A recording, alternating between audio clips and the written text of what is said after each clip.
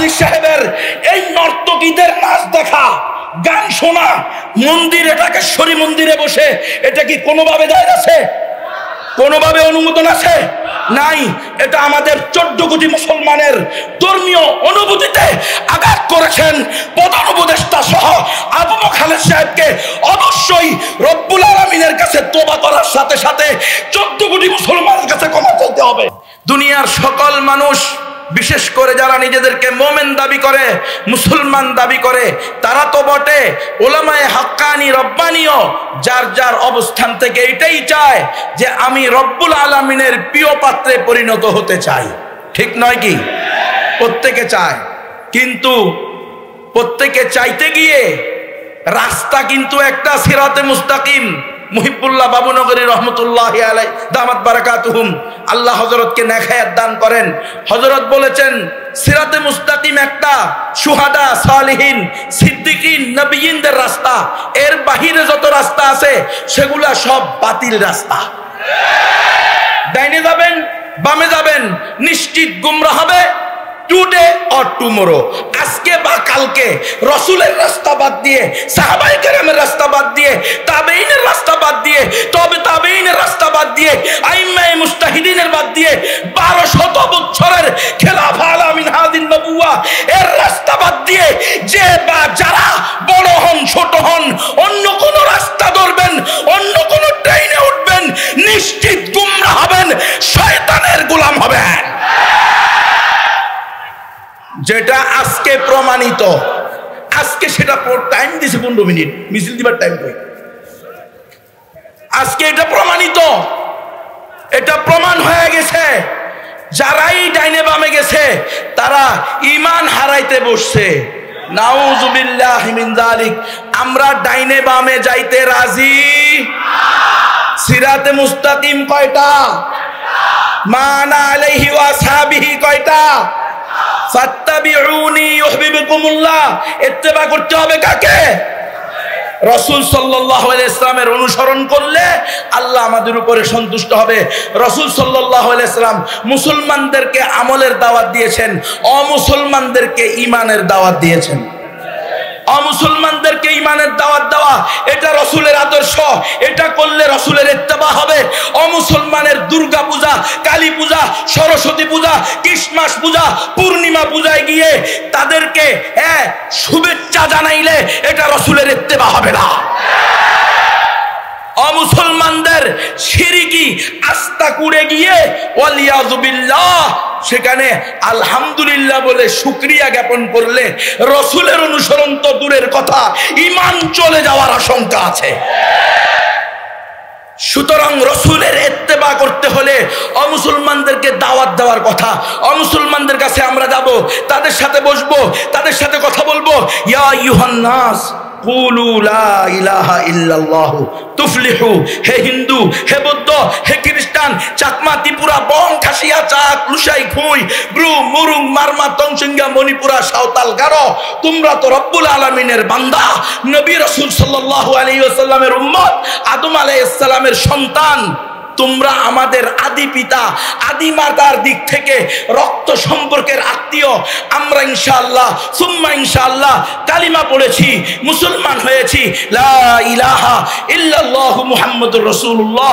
তোমাদেরকেও আমরা ওই আদি পিতা, আদি মাতার সম্পর্কীয় আত্মীয়তা ভালোবাসার কারণে আমরাও তোমাদেরকে, আমরা যেই জান্নাত, যেই সঠিক রাস্তায় অগ্রসর হইতেছি সেই রাস্তার দিকে আহ্বান করিতেছি। কুলু লা ইলাহা ইল্লাল্লাহ তুফলিহুন।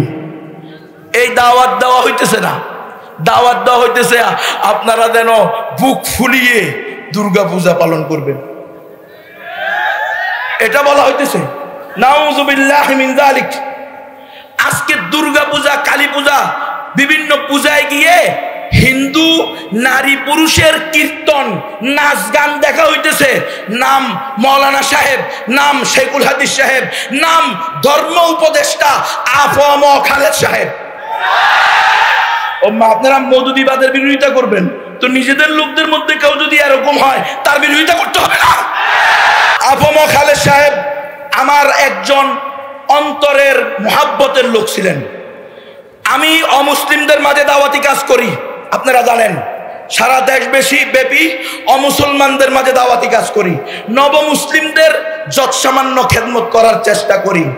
আমার সংগঠনের নাম দাওয়াতুল ইসলাম বাংলাদেশ। খ্রিস্টান মিশনারি এনজিওদের মোকাবেলায় উম্মতকে সতর্ক করার চেষ্টা করি। আবু খালেদ সাহেব এই কাজের ক্ষেত্রে যে কজন ব্যক্তিত্ব আমার অনুপ্রেরণা জুগিয়েছেন তার মধ্যে একজন আবু খালেদ সাহেব। খোদার কসম করে বলতেছি, 5ই আগস্টের পরে বারিদারা মাদ্রাসায় যখন বিশেষ কমিটির আলোচনা হয়েছে হেফাজতে ইসলামের, সেখানে যে কয়জন লোক আমাদের আলেমদের পক্ষ থেকে একজন প্রতিনিধির নাম চাওয়া হয়েছে, নাম দেওয়া হয়েছে, তাদের মধ্যে আমি একজন গোলামও ছিলাম। মিরিদ্রি সাহেব মনে হয় এখানে আছেন, উনি উপস্থিত ছিলেন সেখানে। আমিও বলেছি যে আবু খালেদ সাহেব আমাদের কি হবেন, একজন প্রতিনিধি হতে পারেন। কিন্তু আফসোস কি দেখলাম, হুজুর সেখানে যাওয়ার পর থেকে একের পর এক উনার পদস্খলন হচ্ছে। উনি প্রথমে পূজায় গিয়ে ওই হিন্দুদের আইকন শিরিকের ওই কাপড় পরে উনি বলে ফেললেন, দিস ইজ মাই অনার, এটা হলো আমার সম্মান। যদিও আমার ধর্মের লোকেরা আমাকে বিভিন্ন ধরনের গালমন্দ করবে, আমার খুব ইচ্ছা ছিল আজকে আবু খালেদ সাহেব হুজুর দামত বারকাতুহু থাকবেন এবং উনার পাশে বসে আমি এই কথাগুলো বলবো। আরে বেটা, হক কথা বাপের কোলে বসে বলতে হবে, কিসের ফাইজলামি। উনি যে এই যে ঢাকাশ্বর মন্দিরে গিয়ে এই গত সপ্তাহে এই প্রধান উপদেষ্টা সহ নর্তকীদের নাচ দেখলেন, ইসলামের কোন শরীয়তের ভিত্তিতে, কোন ব্যাখ্যার ভিত্তিতে, কোন তাবিলের ভিত্তিতে এটার অনুমোদন দেওয়া হবে? এখানে মুফতিয়ানে কেরাম আছেন, যোগ শ্রেষ্ঠ উলামায়ে কেরাম আছেন, যোগের শ্রেষ্ঠ বুজুর্গরা আছেন, উম্মুল মাদারিসের প্রধান মুফতি আছেন। ওনারা বলুক, আবু খালিদ সাহেবের এই নর্তকীদের নাচ দেখা, গান শোনা মন্দিরে, ঢাকেশ্বরী মন্দিরে বসে, এটা কি কোনোভাবে জায়েজ আছে? কোনোভাবে অনুমোদন আছে? নাই। এটা আমাদের 14 কোটি মুসলমানের ধর্মীয় অনুভূতিতে আঘাত করেছেন। প্রধান উপদেষ্টা সহ আবু খালেদ সাহেবকে অবশ্যই রব্বুল আলামিনের কাছে তওবা করার সাথে সাথে 14 কোটি মুসলমানের কাছে ক্ষমা চাইতে হবে। এটা সারা দেশের মুসলমানের দাবি হবে। হেফাজত ইসলামের মঞ্চ থেকে আমি বলে দিচ্ছি, অমুসলিমদেরকে দাওয়াত দেওয়া আমাদের দায়িত্ব। অমুসলিমরা দাওয়াত পাওয়া তাদের অধিকার। অমুসলিমরা ইসলাম গ্রহণ করবে কি করবে না সেটা কার হাতে? আমরা কাউকে বাধ্য করব না। বাংলাদেশের সংবিধানের 41 নম্বর ধারার 1 নম্বর অনুচ্ছেদের ক, যে কোনো নাগরিক তার ধর্ম পালন এবং প্রচারের অধিকার রাখে। আছে না নাই? আছে। তাহলে কেন কুড়িগ্রামের নাগেশ্বরী থানার হাফেজ ফেরদাউস হাসানকে গত 10-15 দিন ধরে যার পর নাই হেনস্থা করা হচ্ছে? সে দাওয়াত দেয় নাই, কারো মাধ্যমে 2 বোন মুসলমান হয়েছে। দেখেন মুসলমান, আপনারা যদি বলেন সংবিধান মানা ওয়াজিব, রাষ্ট্রের আইন মানা ওয়াজিব, কোন রাষ্ট্রের আইন মানা ওয়াজিব? যেই রাষ্ট্রের আইন কোরআনের সাথে সাংঘর্ষিক না, যে রাষ্ট্রের আইন আল্লাহ রসুলের সুন্নাহর সাথে সাংঘর্ষিক না, সেই রাষ্ট্রের আইন মানা ওয়াজিব। যে রাষ্ট্রের আইন কোরআন সুন্নাহ বিরোধী, সেই রাষ্ট্রের আইনকে ডাস্টবিনে নিক্ষেপ করা ওয়াজিব। মুসলমান